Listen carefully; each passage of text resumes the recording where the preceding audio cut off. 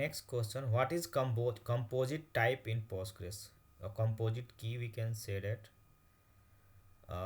Composite type in Postgres allow you defining custom data structure that can hold multiple value in a different data type.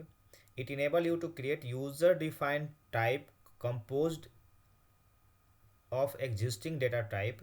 Composite type are useful when you want to group related data element into a single entity. So combining same data type in a single entity, you can use composite type. Okay.